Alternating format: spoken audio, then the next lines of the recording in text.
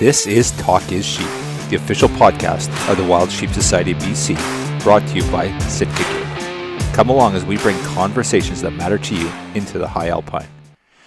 Good evening, Gregory. How's it going, my friend? Oh, not bad, Mr. Stelter. How are you? Good. It's good to get on the cast again. It's been a few weeks. You just reminded me Jesse was on the last one, which was with Dustin from Mountain Tough, which I'm doing their program, by the way, and I'm getting crushed. I'm feeling a little tired tonight, to be honest with you. But you're looking shredded. Cheap shape, right? Yeah. yeah, exactly. Shredded's the key word there. Yeah, not in the traditional sense.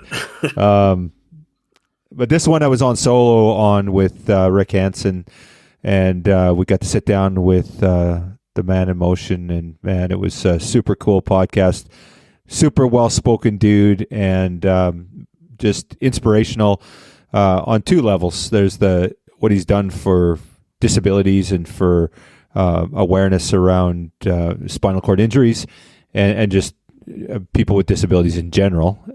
Just his foundation has raised literally millions and millions of dollars around the world. And then on the conservation front, which is kind of the main reason I wanted to talk to Rick, but we spent a lot of this podcast talking about the Man in Motion tour. Of course, as a youngster, I managed to go and see him wheel through as he was on his tour through southern Alberta, and it was just super inspirational. I remember I was talking to my wife, Melanie, about it, and she was like, you mean the Man in Motion? She's like, that guy came into the stadium, we erupted in cheers. It was like phenomenal, right? So yeah, I was I'm not gonna lie to you, buddy, it's a little before my time, but that's got to be a pretty powerful experience.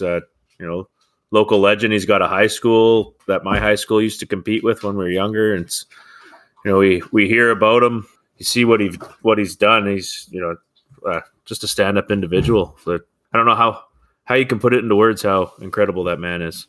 Yeah, for sure. So, the cool thing for me was the connection of conservation, and his passion is fishing. But the one thing about Rick on this podcast you'll hear is a lot of what he does is, he ties his disability to the outdoors and sports and fishing. His injury came on the backs of a fishing trip that he was on when he was living in Williams Lake, and he was on the way back from a West Coast fishing trip. And and I think he said it's 50 years is the anniversary this year of that accident. So he's accomplished a ton of stuff in his lifetime, and really inspirational guy, and love what he talks about when it comes to conservation and Sturgeon, and of course the Jurassic Classic, which we have our fundraiser there. It's near and dear to my heart, so it's really cool to touch on that. Yeah, I know it's a cool episode, because when you think Rick Hansen, you don't think conservation or anything to do with the outdoors. You're thinking Man in Motion. So it's a different perspective and a side of him that no one ever really sees or hears about. Should be a good listen. And that's the thing, when you listen to the podcast, you're like, holy, it's amazing what he has done in the conservation realm. Again, his focus has been Sturgeon, but he's fishing and then just in general, conservation in general, and wildlife and the outdoors. It's a big attraction. And it was funny. I was up at Shocky's and talking to Jim, and he's like, hey, check this out. And he had pictures of Rick out in the outdoors recreating and stuff. And Jim was showing his envy, or I guess his respect for Rick Hansen as well. It was pretty cool. So that's neat to have a fan like Shocky as your fan. That'd be pretty cool. It says a lot. Yeah, for sure. So something happened last week that something big maybe in the society. What do you think happened? I don't know. You're giving me a hard time. You're like, yeah, you had the bloody producer on the podcast on the last one. You guys didn't talk about it. I'm like, well, we're kind of into this fitness thing, but yeah, Transmission's live. So, pretty cool. We released Transmission. It was almost a year ago now. It was April of 2022. We did our first private screening. We've done dozens around the world of private screenings. This is an award-winning film. I think we've won 3 awards and then 9 or 10 mentions. I'm not sure how that works in the media film industry, but an all-around huge success. The one thing I love about Transmission is the messaging, but the collaboration too. There's so many different entities. We worked with the Wild Sheep Foundation. We had a bunch of chapter and affiliates that supported this. And the messaging is so strong in it. It talks about a collaboration with the domestic producing industry. Jennifer Bowes, who's become a close friend of the societies now, the work that she's done as a domestic producer. It's just an incredible feel-good story in many ways, heart-wrenching in others, and pretty powerful. I hope our listeners will take the time to check out it. MOVIFree.org is the website. So head over to MOVIFree.org and check it out. The film's there. It's free. It's publicly available now. And if you're a conservationist or an outdoor advocate, if you care about wild sheep, share it with your friends and family. This is something that's appealing to people outside the hunting community, outside our space. And it's also very impactful. So it could make a difference. If the right people see it and they pass it along, and it makes the rounds. It's definitely a useful educational piece and something that has been really successful, I think, for the society. Yeah, and the other weekend we were at the BC Outdoors Show in Chilliwack, and we were playing the transmission trailer on the TV and getting lots of questions about it. And it was nice to finally tell people it's like 2 days, March 28th, that thing's live. And we're getting some messages from people who aren't in our world that were at the outdoor show that now have watched the film, and they're shooting messages to the social media channels saying, hey, I don't know who's behind this channel, but talk to your guys at the booth, watch that film. What a powerful piece of art. I don't know how you want to word that, but a great documentary, and open their eyes to the struggles of wild sheep in our province. Yeah, it's phenomenal. And, this thing, I think maybe the brains behind it was Barker. This was his vision. And then, Sabrina Larson as our EA, she took and ran with it initially, working with Filter Studios. And Jesse and Tash and the Filter crew just turned this into something that, it's beyond anything I ever envisioned. I didn't think we'd be able to create something like this. And it's inspiring. It's inspired people around the world. It's, really bridged the gap for domestic producers in the wild sheep community. And there's a lot of really, really good things coming out of it. So check it out, MOVIFree.org. Worth the watch. Yeah, something neat a lot of people might not know is, Jesse Bone, our director, he wasn't a director when he started that film, and it sucked him in to the sheep world. He's now one of our biggest advocates. Being part of that film opened his eyes, and here he is, one of our, he's been a director as long as I have now, so 3-4 years, and he's locked in. Yeah, pretty inspirational for sure. So with that, let's go to episode 122 with the man in motion, Rick Hansen. Enjoy. This episode is sponsored by our conservation partner, Gunworks. Thank you, Sitka Gear and Gunworks, for investing in healthy wildlife and sustainable ecosystems. Good afternoon, Rick, and welcome to Talk is Sheep. I have to say, just so excited to have you on the podcast. Thanks, Kyle. It's an honor to be here. I tell you, I really love what you guys are doing, and it's love to be able to talk about our passion for the outdoors and conservation and everything that this incredible country offers. Awesome, Rick. I guess this year is a big anniversary for you on many fronts. I think there's a number of things happening, and maybe we'll start off, Rick. I guess maybe talk a little bit about your connection to conservation, and a little bit about your passion and where that comes from. I think it came from a very early age with you. Yeah, it sure did. I was born and raised in BC, and so earliest days out with my grandfather and father and cousins, and always fishing, on hikes and involved in the outdoors. That they say that in the first 6 years of your life, your character is largely set up for success in the future. And if that's true, my first 6 years were idyllic. It was just one adventure after another, and you get out on those adventures, and you're with your family, and you're problem solving, and you're talking about life, and you're getting an appreciation for the magnificence of where you live and what you're experiencing, and it just gets in your blood. And my whole life revolved around physical activity, the use of my legs, and the outdoors. And of course, one day when I was in grade 10, when we had relocated up into Williams Lake, I decided to go on a nice sort of trip of a lifetime with my buddies. We were going to go into the Bella Coola Valley and fish for salmon, and then we were coming back out, and we left our one friend off at his home in the ranch in Clean in the Chilcotin. And then my friend Don and I decided to hitchhike all the way back to get back to the Williams Lake Stampede. And we were going to have a lot of fun. And unfortunately, when we were hitchhiking, we got a ride in the back of a pickup truck that was destined to roll over and crash. And I was caught on the inside of the roll, and it broke my back, and it damaged my spinal cord. And doctors told me I'd never walk again. So, you can imagine how that hits you. And that was a pretty difficult and challenging day. I thought my whole life was over. Life shattered along with my hopes and dreams. And of course, it was all about, well, what do you do now?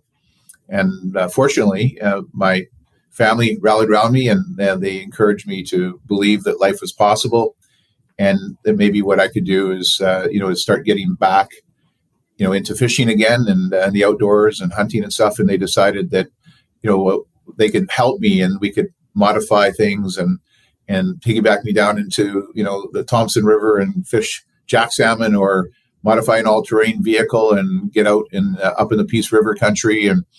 And it became my whole sort of pathway to, reclaiming my life again. And it made me realize that, that I didn't need to be cured in order to be whole as a human being, that I could still be the adventurer, the outdoorsman, but I just had to free myself from the old stereotype of having to do it exactly the same way, and liberate myself and accept help and modify and think and still pursue passion and love. And it was a tough grind in those early days, but it got me connected and made me realize that I was definitely in a much better place than I could have ever been. Rick, for me, it's incredibly inspirational what you've done, both from an accessibility issue and your disability issue, and the awareness you've drawn there, and then on the conservation side. And I want to talk about both, but maybe we'll just talk a little bit about that. So you're a young man at 15 years old. You've lost, use of your legs, and you have these mobility challenges. How does someone go from there to, the Man in Motion tour and even some of the challenges along there? I know the Man in Motion tour wasn't something like you that grew with you, and you grew as a individual. But how do you get to that point where you're like, okay, I'm going to actually change the way the world looks at, accessibility issues and disabilities, and you've changed hearts and minds and inspired millions of people around the world. Can you just talk about that transition on how you got to that spot? Yeah, Kyle, it's basically focusing on, first of all, your pain and your suffering, where it's coming from when you have a trauma like that. And I quickly realized, after examining scenarios and realizing that most of my pain was coming from the fact that not that I couldn't use my legs, but how I viewed my circumstance. And I had to populate my new life with possibilities. And that was before the information age and technology. So it was really about role models and connecting to people who had been there before, who could sort of show me what life was possibly like. It was about people who took time, like my phys ed coach from high school in Williams Lake, Bob Redford, who made me realize that nowhere in the definition of an athlete does it say that you have to use your legs in order to be one, that Paralympic sport existed. And if you wanted to be an athlete, get in the chair, use your heart and your arms, and it'll take you wherever you want to go. Traveling the world, representing my country, benefiting from so many people who helped me with my goals and dreams. It instills inside you the sense of needing to pay it forward. It's like a responsibility, a rite of passage. And ultimately, then I think about what I went through in terms of shifting my attitude, how I then encountered other people and society that had attitudes about me and my colleagues and friends, and then the physical barriers that were there. And I thought, well, I think what I can do is use my Paralympic skills, my wheelchair marathoning skills, and take on a challenge of wheeling around the world and demonstrate what's possible if barriers are removed, and put a whole different spin on the mindset that people look at maybe disability as as a sentence, as opposed to a new pathway filled with opportunities if people come together to remove barriers.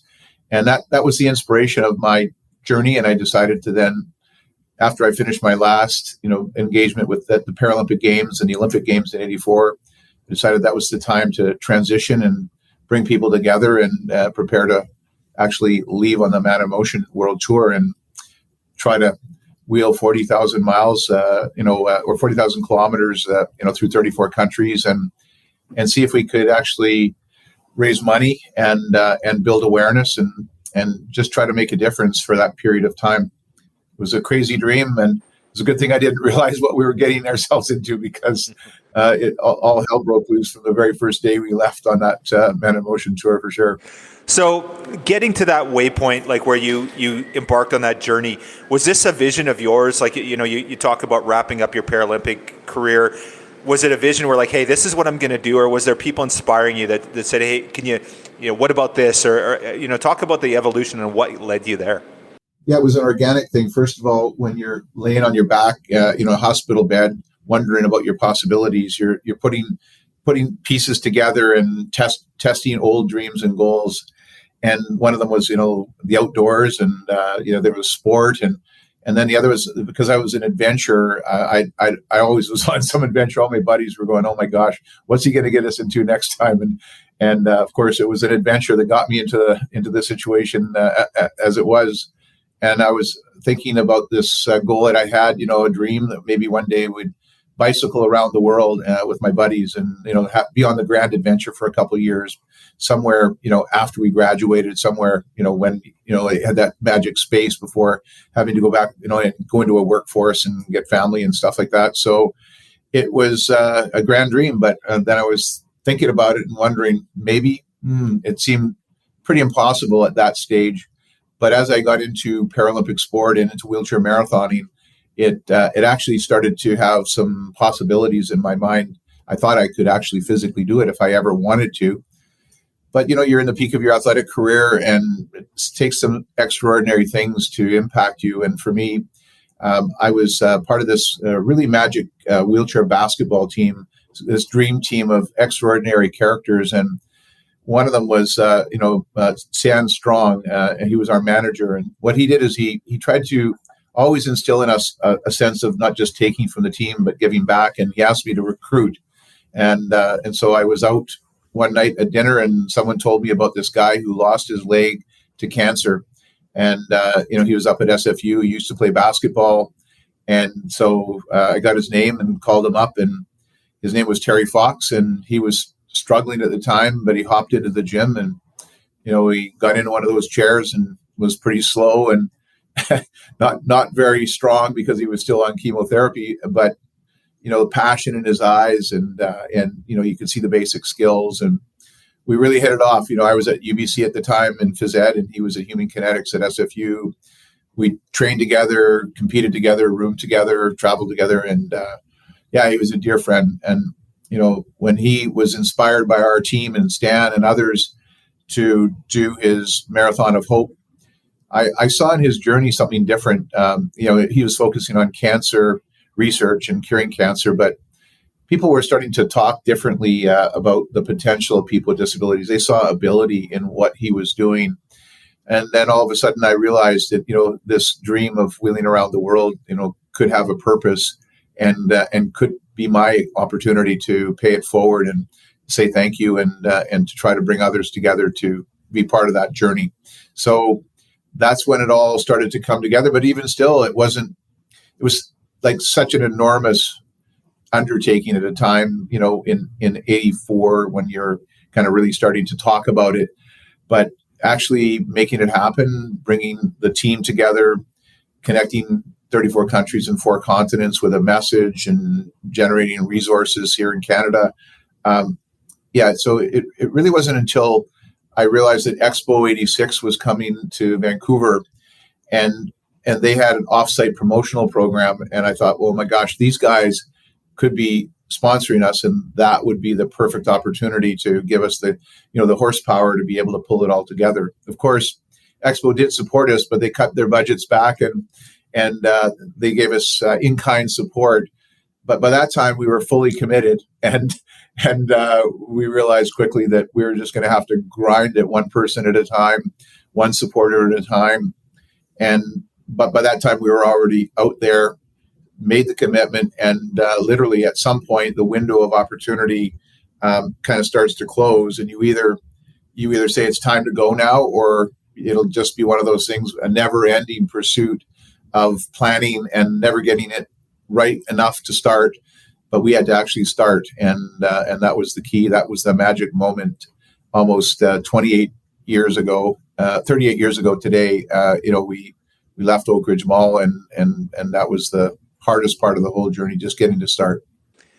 Well, and I understand too, there was a lot of challenges. And I remember reading, I think somewhere along the way in that first couple of months, you were looking at it, you're doing the math, and you're like, this first tour, we're going to make like $25,000. Like you're looking at like, it really isn't worth it. So, it ended up being, what is the Man in Motion tour? What did it raise eventually, Rick? Yeah, just not too far before when we left, we had a goal of $1 million, and we were struggling so much to start. And of course, awareness was our primary goal, but that's hard to measure. And so someone talked us into the fundraising, and then they said, $1 million. That sounded good, but it was so hard to start. We thought, heck, let's up the goal to $10 million, and then that would be worthy of the challenge. And yeah, at the end of the day, we raised $26 million. We came back and then eventually established our foundation, started putting interest out every year with good interest rates, and really started realizing that all that effort had not only created awareness and started a bit of a movement, but now we had a tangible force for change in our foundation, and it would become the ultra marathon of social change, not just the tour, but a life journey and a legacy that so many people contributed to. And so grateful for the amazing team we had that came together and made it happen. And of course, all those that have been still involved over all these years today. Yeah, incredibly inspiring. And, I mentioned this before we jumped on air, but you inspired me. Certainly, you mentioned Terry Fox as well. The two of you, I was to see you both, and watching you come through Medicine Hat. I think it was I don't remember the year. Was it 86 or something like that? You came through there. Does that sound right? 87. Okay, winter of 87. And it was so inspiring to see that. And it was interesting. I was talking to my wife, and I mentioned that you were going to be on the podcast, and she was like, "Oh my goodness, like the Rick Hansen." She goes, "I remember, he came into the stadium, and we're just so like inspired, literally inspired millions around the world." So phenomenal, Rick. But can you talk a little bit about the journey? You said kind of the hardest part was starting on that journey on the Man in Motion tour, but it couldn't have been all gravy days. There was probably some pretty challenging days that you went through during that journey. No kidding. Like leaving the Oak Ridge Mall when we left the parking lot, and there's like 200 well-wishers, and most of them don't even think I can complete the journey, and they're encouraging us. And I go through the parking lot saying goodbye to everybody, go underneath this tunnel, the motorhome, and the guys are tired, and they put this big wooden crate on the top of the motorhome, and they're driving through the crowd to catch up to me, and they go towards the tunnel, and they hit an overheight warning bar that was warning them that now the vehicle was overheight. And so they sent one of the crew members up to the top of the motorhome to lift the bar up that was warning them. That was the first for a barrier that they overcame, and they got back in the motorhome. Instead of turning around and finding a new exit, they powered forward straight into the tunnel, and boxes everywhere, equipment right in front of those 200 well-wishers, and they're going like, this guy's going around the world in a wheelchair. They can't even get out of the parking lot. Good luck. He'll be back soon. Wow. Oh, man. Phenomenal. Yeah. So, second day on the road, we had planned it. We were hoping to have, still, because it was spring, and we were originally going to leave on March the 21st.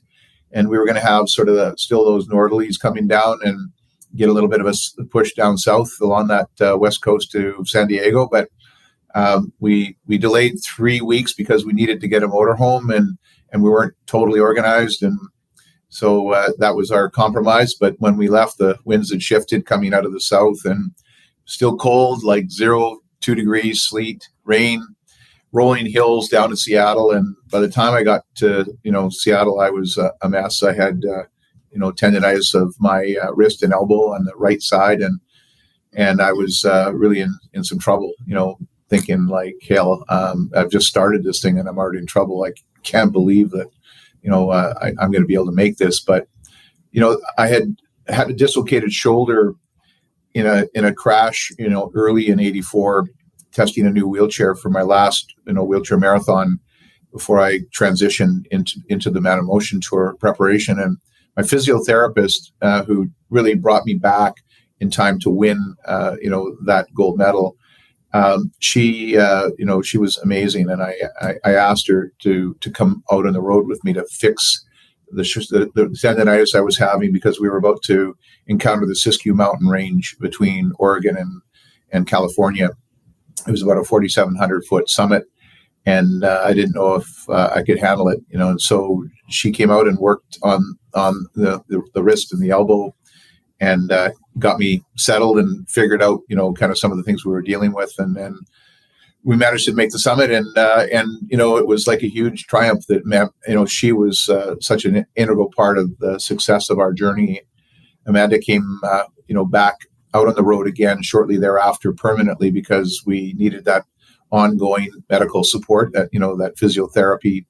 And it turned out she was, thinking proactively, being able to start to, ask people to go and drive ahead, record into a recorder to, figure out the mile kilometer marks, the road conditions, the elevation profile, and then that would all go back the incline and the actual altimeter, that would give us all those variables, be sent back to head office. They would transcribe it into a manual and send it by mail ahead. But it would allow us to predict, very accurately pace, determine the positioning of the chair and the wheels, so that you could handle a steep uphill grade, or you're into a flat, or dealing with a headwind or a tailwind.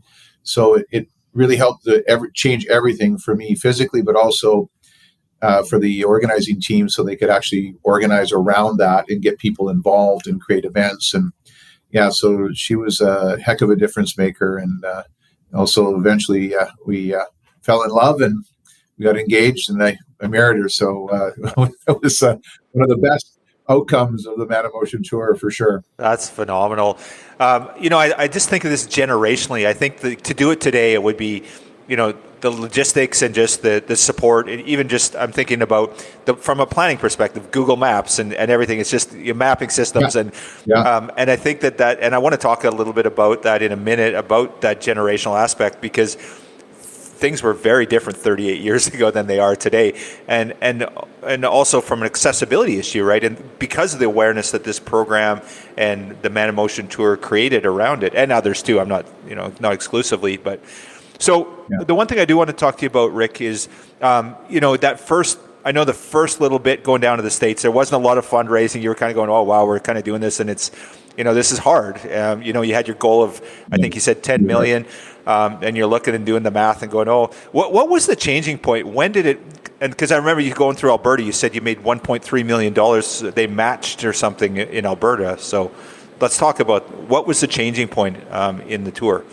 Yeah, I think there was, for me, the critical changing point was, a lot of countries, particularly if they had a communist background, or a real totalitarian approach, they didn't want to have this message in. So we were, not allowed in East Germany at the time. We weren't allowed in the Soviet Union. We came into Russia for a little PR, but not to wheel, and in Egypt. And we thought we would get the same response in China, but man, they said yes, come on in. And turned out that the son of the chairman had a spinal cord injury, and he was advocating for accessibility and rights and spinal cord research in China. And he had been given life-saving treatment by Canadian medical support when Pierre Elliott Trudeau and Deng Xiaoping had a relationship, and so he was able to help save his son, and he was truly motivated to pay it forward. And he allowed me to come in because he thought it would be really great to help get people to think differently about people with disabilities. Not a ward of state, shut in and embarrassment to family, but someone with ability that could lead and contribute. And so they opened their doors, and it was it was an amazing turning point. Millions of people lining the street, 250,000 people in Tianjin, wheeling up the Great Wall of China became like a symbolic, accomplishment to get to one of the highest points. And because people with disabilities never got onto the Great Wall. And I think that journey in the response of the nation in China, and also its reflection back, to other countries, especially back home to Canada, really helped inspire people. And actually that made a fundamental difference. I think things started to change. But even then, we still had trouble with the States when we came back home up the Eastern Seaboard, and I couldn't see how far down the horizon, how it was going in Canada in prep for my arrival. And I decided that, wheeling just up in past northern Florida, and getting into, South Carolina, I was just thinking, it's just not happening. I'm done. I'm going to quit. I was so frustrated. I'd been on the road for so long, and it was so anticlimactic coming out of China and Asia. I thought, if this is the way it's going to be in Canada, I'm going to have to wheel across Canada in the middle of winter, and another like 9 months, and I'm done.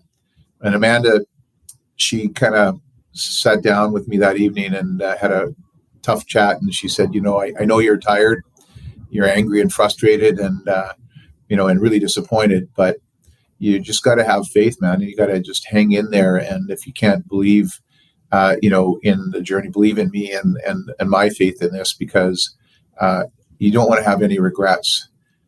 Let's just see how it goes, just around the corner. And so I was able to kind of talk myself back off that limb and swallow my anger and pride and say, yeah, let's just stay focused, see where it goes. And just almost like a miracle, when we got into New York, we got an interview with Brian Gumbel, and this is on the Today Show, and he gives us this great interview, and we had the little McDonald's patch from our sponsorship at Nike, and just so it turns out that George Cohan, the founder of Nike Canada, is sitting back on it, and it turned out to be a long weekend Monday in August, and in Canada, and then he was watching this feature, and he goes, "What are we doing for this guy?" And man, this is inspiring. And so he and thousands of other Canadians kind of got involved, and Michael J. Fox came out and and encouraged us. I got a chance to meet Bobby Orr in my hockey hero in Boston, and it was like these Canadians started rallying and saying, we're with you, Rick. And by the time we got back to St. John's, Newfoundland, it was a whole different story. And Amanda was right. I look back on it and I wonder what might not have happened if she wasn't there at that pivotal moment. Phenomenal, incredible, amazing story. Now, let's talk a little bit about the changes. So you talked about the Man in Motion tour was mostly about awareness. That's what it started out. It was all about, accessibility and having people understand. But of course it's grown, the foundation and the money and everything. But what changes have you seen? I guess we talked about this generational. So what have you seen over the 38 years since you started your tour to today, or even before that, from your injury first happened? What have you noticed with regards to that? Well, when I was struggling with it, when I had the typical biases of the average Canadian at the age of 15, that if you had a disability in that era, you were in trouble. You were to be pitied. There was not a lot of opportunity. And so I had to sort of overcome that stereotype. And right around that period of time, people largely thought of disability as a charity, and we didn't have any human rights embedded in the Canada that we want. It wasn't until the early 80s when we brought our Constitution home and our Charter of Rights and Freedoms started to talk about the kind of country we wanted, that it explicitly said that we want people with disabilities to be treated as equals and to have access to our society and be part of it and contribute to it. So that was a huge aspirational turning point. And yet still, we had to keep working on awareness and we had to keep breaking down barriers, because people were having trouble entering society, going to university, or getting a job, or being a contributing member of society, or getting past the view that it was just a person in a wheelchair trying to get access to society. And so those rights were established in our country, but we didn't have any legislation that kind of backed that up. And so our systems were very volunteer and sporadic. And so 30 years later, a lot of people started embedding legislative approach in provinces, Ontario, Manitoba, Nova Scotia, and of course now BC, and soon to be Alberta, Newfoundland and Labrador. A lot of provinces. The federal government, a few years back, embedded legislation, and so that's happened. But what's happened beyond that is the progression as people have realized that disability, is people who have visual challenges, or they're blind, or loss of hearing, hard of hearing, or deaf, or they have mobility challenges. Some are visible and others are not all in wheelchairs, and some just having pain and arthritis, or having stroke, or all these things that typically are a mosaic of challenges. So that the demographic of disability is quite massive. I think people are starting to understand that it's 22% of our population, and it's aging baby boomers, and that's growing exponentially. 1.3 billion people on the planet living with a disability, the largest minority in the world, and so that's a huge awakening. So we now are firmly embedded, in our awareness about human rights. We still have obviously charitable, focuses and concerns as a nation, as we should. But also what's starting to happen is this economic and cultural value proposition. People are realizing that if we don't become accessible, we're going to lose out on our economy. We're not allowing a huge workforce to be part of our economy. We're not serving customers, family and friends and community. We're not providing the products and innovation to help that community kid out there and still live a fantastic life in spite of their challenges. And so that's kind of like the triple word score in social change. When you have charity, human rights, and economic and cultural value, it really starts to accelerate. And I think we're at a tipping point coming out of COVID where there's lots of energy in this field. And if you look at tourism alone, anybody who's in the trying to bring people from across Canada and around the world to their tourism location, whether they're in the outdoors or in an urban environment, if they're not thinking accessibility, they're missing the fastest growing segment of the tourism market on the planet. And Canada is one of the best places to visit and to be part of, in the world. And we have such beauty to share. And if we're not accessible, shame on us, we're missing such a huge opportunity. So it's really starting to shift. And I think to your point about generational, what we're finding is youth are growing up, in schools and in society and with their families, and their values are starting to, be much more fundamentally front of mind when they make financial decisions to shop or when they're voting, and that's really going to be the next generation of normalizing this issue. I think people are often shocked that we're still not there. We still have a big hill to climb. We've come a long way. But once they're aware, they go, hey, let's get on it and let's fix it. Yeah, truly inspiring. Now, when we look at your foundation, the Rick Hansen Foundation, I think you're 35 years old now. You established in 88, I believe it was. What is the core focus for the foundation? What do you guys? Is it awareness? Is it legal change? Is it facilitating change in workplace? What are the main tenets that you guys kind of focus on as a foundation? Well, we still have the two big dreams that we pursue as our priority. One is, to make the world accessible and inclusive for people with disabilities. And then also that long-term generational approach towards finding a cure for spinal cord injury. And so those two strategies are fundamental in our organization.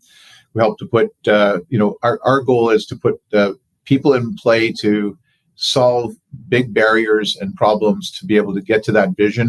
And that means be able to come together to find solutions and then bring those solutions into life by picking leaders, bringing teams of people and resources together so that they can actually power up, outcomes that make life better, that move the whole field further forward. And so on the spinal cord research side, we've built a global center of excellence here in Vancouver called the Blusson Spinal Cord Center. It has 300 of the world's best researchers and clinicians all working together with patients and with people with spinal cord injury.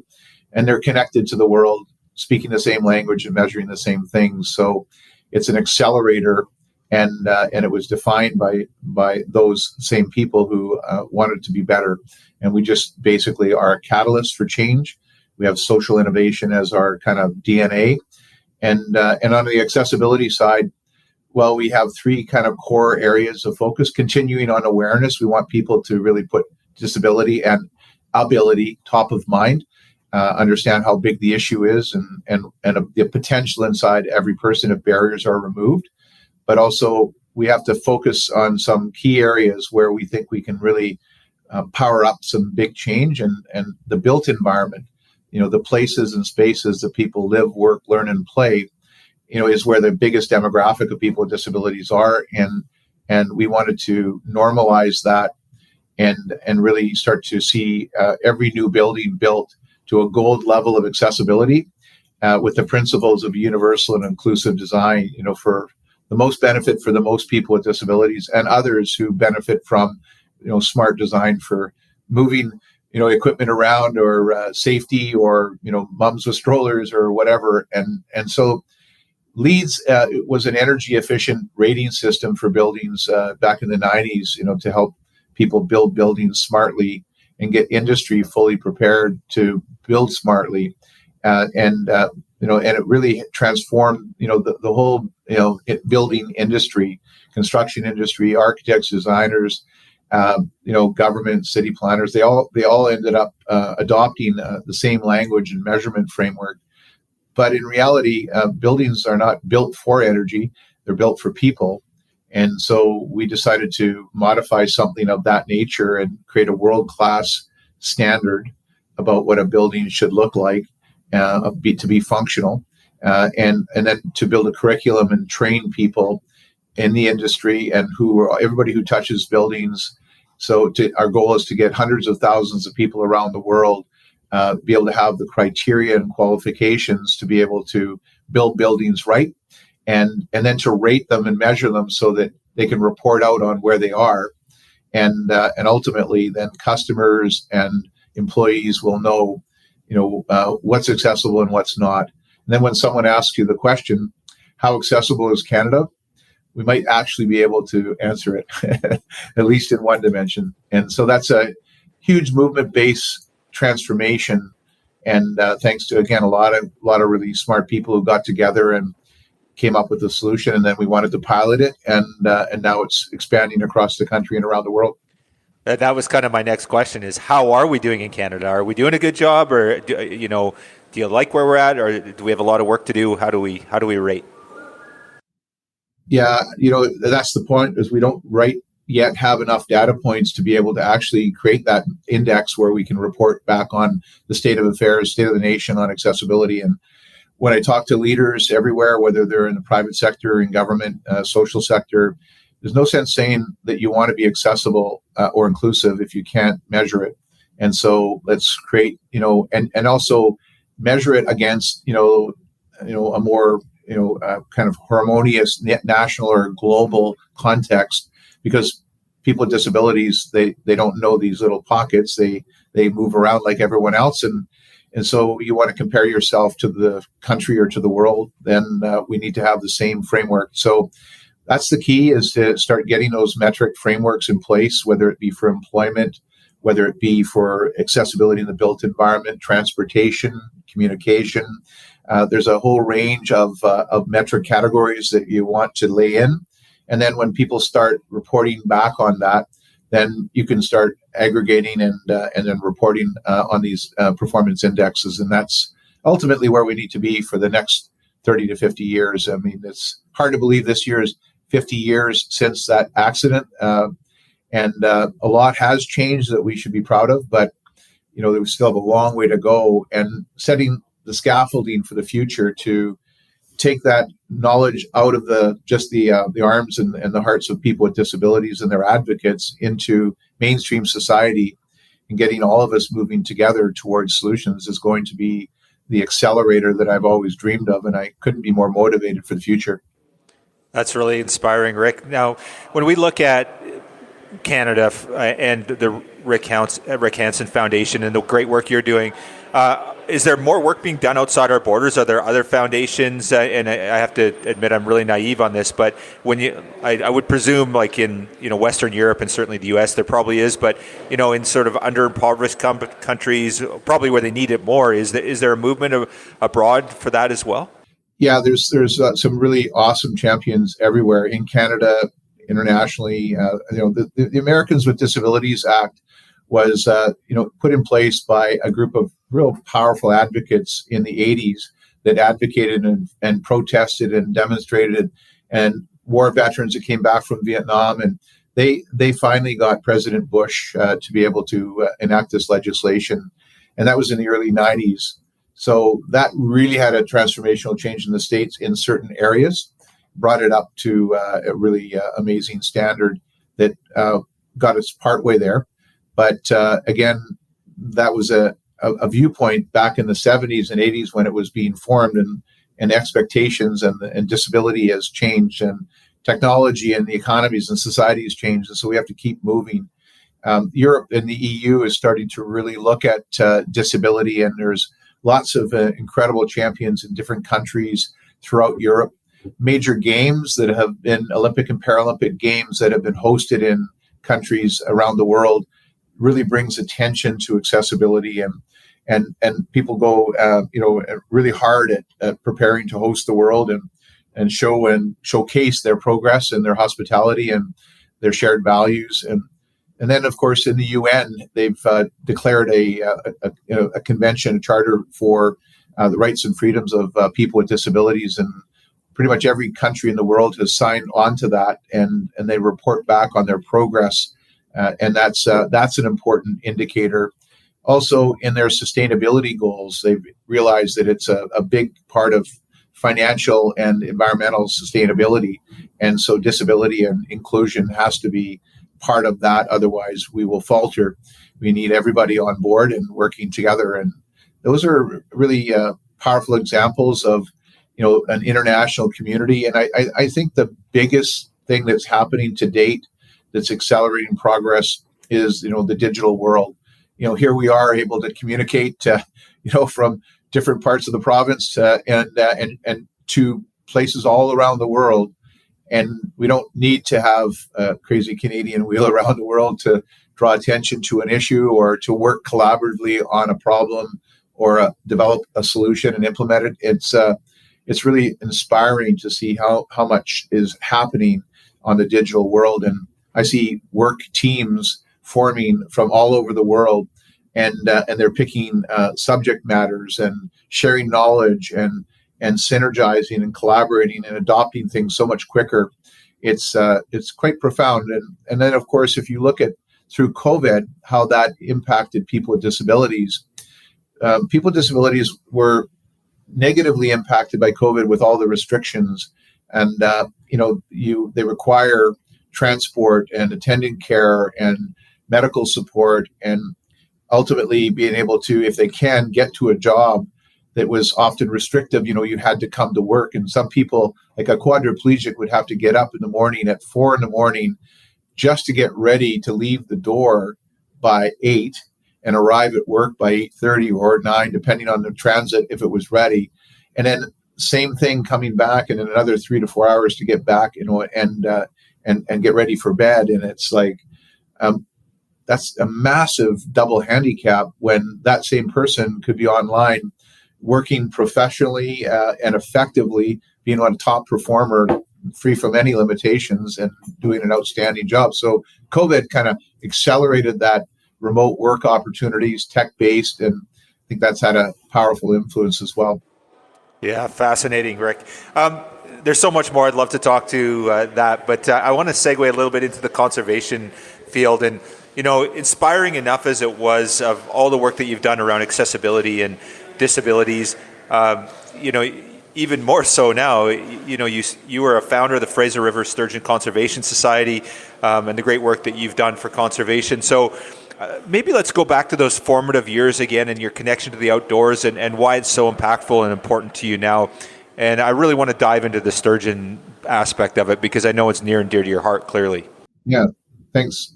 I'll appreciate that.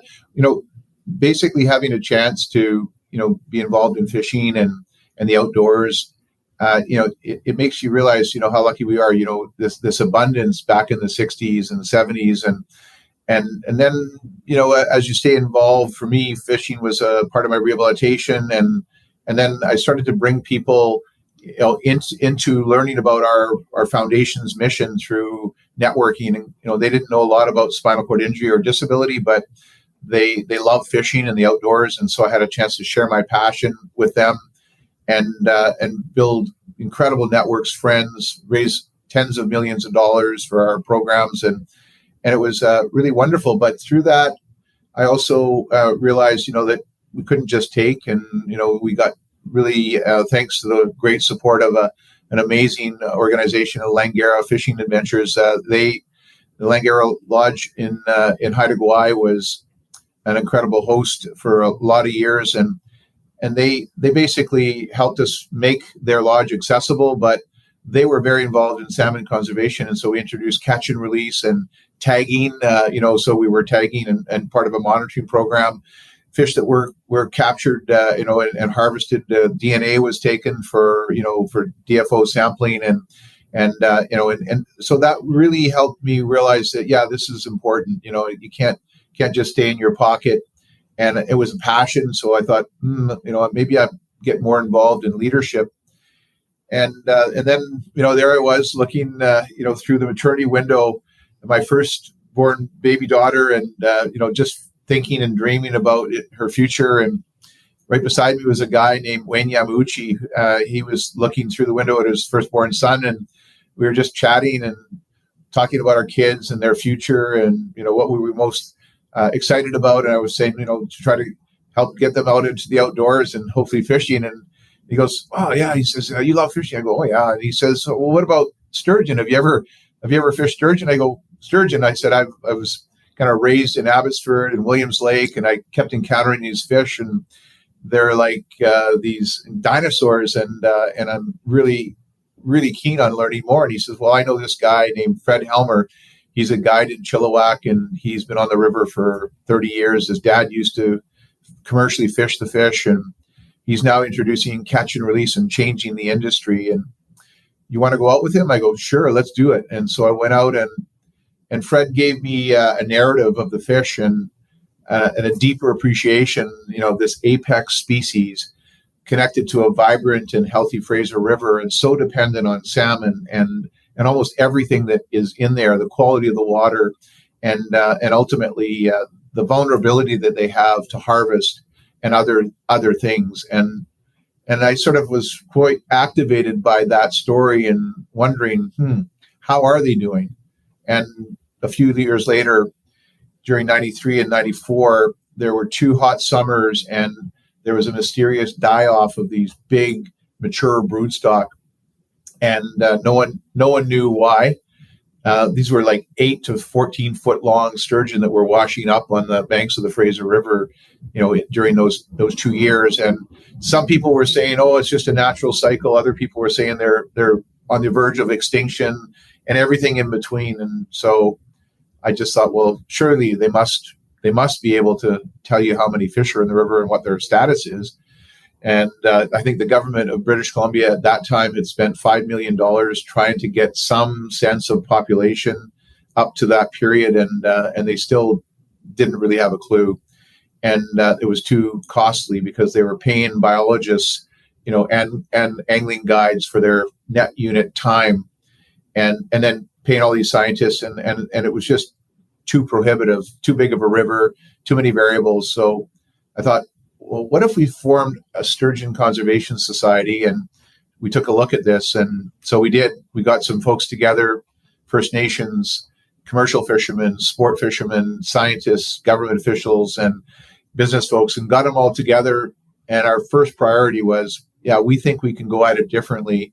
And we think we can actually sample the population with a high degree of confidence if we use people who were on the water, connected to the fish, using that passion, that volunteer commitment, that scientific, technical stewardship, and using some infusion of some, a variety of capital sources. And so within 10 years, we were able to amass enough tags and enough analytics to have one of the best freshwater fish population models on the planet, and strong confidence limits would inform policy and also help settle people down in terms of knowing what was happening with the fish, and then hopefully direct people where there were problems to countermeasures and be able to now measure success. And that's what we all want. And if you don't trust data, and if you don't trust where the state of the fish are and what to do, everyone falls into their camps and they point fingers, and they're prone to have arguments and debates, as opposed to say, okay, that's what's going on with the fish. So how do we turn it around, and let's get going? And that's sort of what's happened to date. It's been 25 years since we've established the Sturgeon Conservation Society. I've built the organization and into succession with a great chair in Robert Ryers and a wonderful board of directors, a great science and tech team. The good news is that we have, again, this ongoing monitoring program that that talks about the status of the fish. But the bad news is that the fish are going in a very complex way, the wrong way over time, and they're declining about 1.5% per year. And within 50 years, we no longer have a wild white sturgeon population here, the last wild white sturgeon population on the planet. And that's not acceptable. So we have to get urgent in our countermeasures. So have you guys identified the primary cause of the decline, and what can we do to support that trend from going? Yeah, we did a big dive into that. There are a lot of experts who spent a lot of time doing a report. And of course, if you think about apex species, you look at the population profile, the profile shows that the good news is that and this is where people think that the fish are, if they're on the water, they think the fish are in good shape because they'll see more big fish available over the last 25 years than they have, in a long time. And that's because, no one's harvesting them. They've been protected, and all the over harvesting has been stopped, and it's taken all that time for a broodstock to kind of recover and from that big die-off. And that's good news. But the bad news is that you should see correlation to that, subadults and juveniles also starting to power up. And what you're seeing is subadults going down and juveniles going down inside that cohort. And that's a big alarm bell. And the broodstock will peak, around 2025, and then it will start to go down. And so if you understand apex species in the Fraser River, the two biggest issues are clearly the relationship with sturgeon and food. And if salmon populations over 25 years have largely been trending down, then food supply, for these big fish is going down, and ooligans have collapsed, and other species are stressed. And so that's again a big warning bell. So how can a big sturgeon put on 100 pounds of eggs or sperm, in getting ready for spawning if it's not getting the food that it needs? And they can wait long periods. So, if it's not the right conditions, they might not spawn or recruit. So we want to talk with, this is where sturgeon and salmon and steelhead and other conservation efforts come together. We're going to talk about, harvest technologies and regimes that basically allow for escapement, so that, that there's enough fish in the Fraser River for everything and everyone. And it's not just in terms of as adults returning, it's the spawners that spawn and then they die and then they decay and then they fertilize, the nutrient load in the Fraser River. and that supports micro life, which supports the little fry for salmon, for steelhead, for sturgeon, and so that's a huge issue, probably the number one issue that we have to shift awareness and consideration. And if you take all the nutrients out of the Fraser River, it's like trying to farm without fertilizing. Eventually, everything collapses and it's done. The second priority is habitat. The Fraser River in the lower river is bounded by dikes, and ultimately we don't have a lot of new habitat able to be created.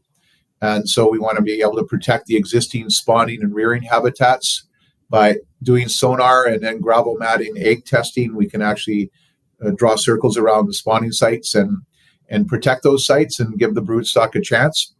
And that's super important. And also reclaim some lost habitat, with fish gates on flood control, so fish can come in and out of habitat. Maybe dredge some of the areas that have been dried up, oxbow corners with sedimentation, and look at areas where maybe there's bark and other mud and things have covered appropriate rearing areas. So there's ways you could actually help move together and repair sturgeon and salmon and steelhead habitat, and that's super important. So ultimately, there's also a third issue, which is the impact of fisheries, in particular gill nets on the Fraser, and in particular set gill nets are the most lethal. And when you leave a set gill net, especially in the summertime, and a sturgeon gets caught up, there's a 30 to 50% mortality rate, and there's about a 3 to 5% mortality rate with drift nets, and because they're on the fish, and then sport fishing has a marginal impact, 0.01%, but we still have to be careful of when fishing takes place and where, temperature and spawning areas, and obviously making sure that there's no consequential impact on a fish that wants to spawn, but it maybe gets the wrong signal after a couple of captures or something. So just thinking about that whole paradigm, and making sure the science drives it. It's not ideological, and if you sort of look at those three priorities, I think then what will happen is if we can get First Nations leading with government, so that we're all in sync, and then we have the sport fishery, and we have science and ultimately other fishers on the water industry together. I really believe the Fraser River can still be that incredible, rich, vibrant, sustainable ecosystem, and these 20-foot prehistoric giants will still be there for the next 1,000, maybe million years or so, and show that we've kind of paid attention during that pivot point where it could go both ways, which is over the next 10 years. This is the time. Very interesting. Now, with regards, you talked about habitat loss, and of course there's industrial development on the Fraser, and we've heard a little bit about the heart of the Fraser. Is that something that the Sturgeon Conservation Society has been involved in? Yeah, absolutely. Advocating to anyone who will listen about how important it is to, there's certain pieces of habitat in the heart of the Fraser Islands and foreshore that really do need to be protected. And, it depends on how you define heart of the Fraser, but, from a lay perspective, from my perspective, it's around the Stave River all the way up to, close to Hope. And there's some fantastic habitat that's still there. But, there isn't any more when it's gone. So being able to purchase and protect, land that's great riparian, great, gravel habitat, that's where sturgeon like to spawn. That's where, a lot of salmon rear and spawn and sturgeon rear. So it's really important to, protect that landscape and make sure that people understand that this is the heart of the recovery and the sustainability of both sturgeon and salmon. Excellent. Okay. One thing I just want to touch base with you on, Rick, before we kind of wrap up here, is just kind of, you've got two great passions in your life, clearly, the accessibility issue and disability issue, of course, and you've done so much work on it, but also on the conservation side. And these two, although we talk to them exclusively, they're intertwined as well. So can you just give us a little bit of perspective on that, and and what your drive is, and what brings those two together. Is it your formative youth and the accident, or just kind of curious about that connection? Yeah, I once asked David Suzuki when we were chatting, we're both talking about our goals and aspirations and the future and frustrations and he was frustrated at the pace of change and I said, so am I. And I said, so how can people who care about an inclusive society work together with people who care about a healthy planet? And so that question I didn't get an answer. The answer was yes, they should and they could, but in reality, what's the answer? And the answer for me, in the most fundamental sense, to start with, is our shared values. And to be really clear, I think if we care about healthy people, an inclusive society, and a healthy planet, I don't think one can survive without the other. I think all three are fundamental, and if all three are adopted by people who understand, that we can model that in everything we do, then we don't build barriers between these silos and force people to choose. And even choose inside of those silos, in disability, you care about spinal cord injury, brain injury, arthritis, Parkinson's, this and that, cancer, heart, stroke. It just goes on forever. And inside in health, what do you care about? Do you care about hips or spines or hearts or whatever? And do you care about nutrition? Do you care about mental health, physical health? I mean, it's forever. And then the same would be for the environment. Do you care about the air, the land, the water? Do you care about sheep, or do you care about sturgeon, or do you care about? And I think we've reduced our focus to so many micro components that that we're not really bringing people together to realize that we need specialization, and it's really important. But at the tipping points, we all need to come together. And so, for me, the easiest way to start that, with a solution is if we make the environment accessible for people with disabilities, 1.3 billion people on the planet, and they get out of these, sort of buildings, that are an urban environment where people aren't really connected, in a natural way, and they can actually access the environment and see it, get it into their heart, just as you, me, and so many others have. How can they not become champions of a healthy planet in whatever it is they choose? If they choose wild sheep, if they choose sturgeon, if they choose whatever, but they have that in their heart. And I think that there's a tremendous amount of progress that still needs to happen in a country like Canada. We're like second largest country in the world. We're largest supply of fresh water, bounded by 3 oceans, and all this beautiful wilderness, and yet there's still so much struggle getting people, out and in. And so I really want to see that happen. And ultimately, I think, so many people who are watching this podcast today, they're involved in the outdoors. They love, they love conservation. They love hunting. They love working in the beautiful places. But, there's great ways to be able to do that, and so it doesn't always take paving a road through the middle of a pristine environment to be able to make that happen. There's incredible ways to do it with people, with technology, and with just good thinking and planning. And so I can't wait to see how Canada responds to be able to open up its doors truly to the world, to one of the most precious places on earth.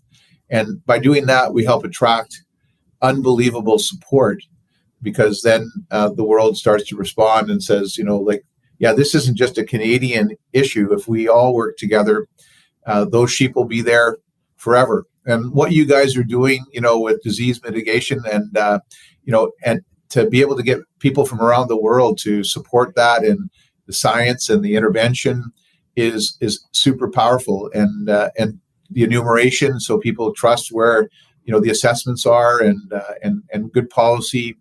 People will then realize that, wild sheep will be there for future generations in these majestic parts of our province or our country, and that happens by breaking down the silos and giving people a chance to hear your story and experience that unbelievable thing that you all have as well. So inspiring, Rick. I could listen to this all day. I love it.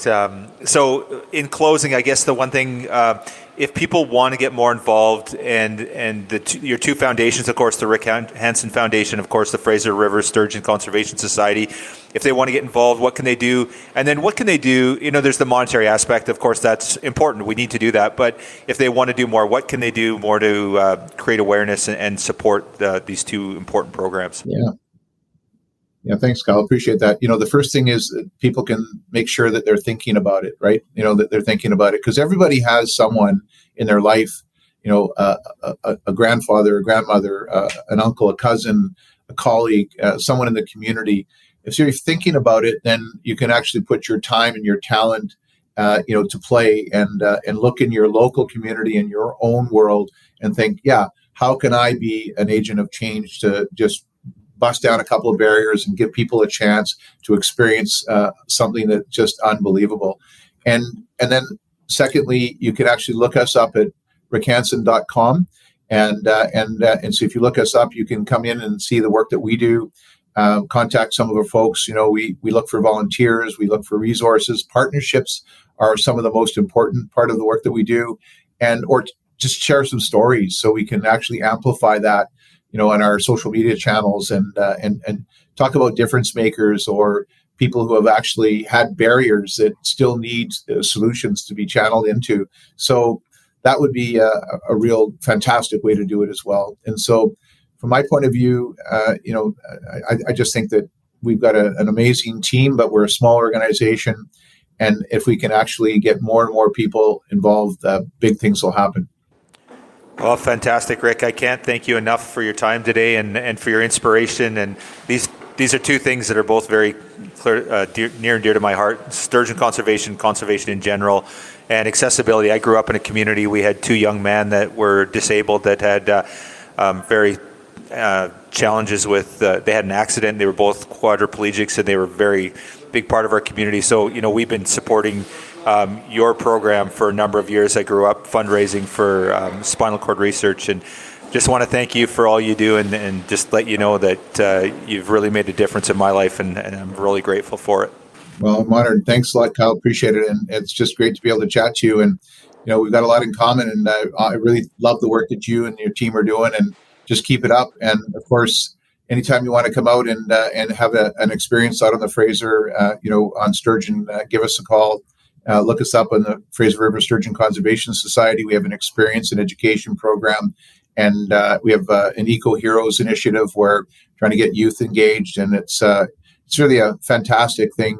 And ultimately, by learning about sturgeon, it also powers over and connects to the Pacific Salmon Foundation and all the great work they do, and Steelhead Society and others. So the way I see it, we're all on the same journey, and thanks for helping share that story.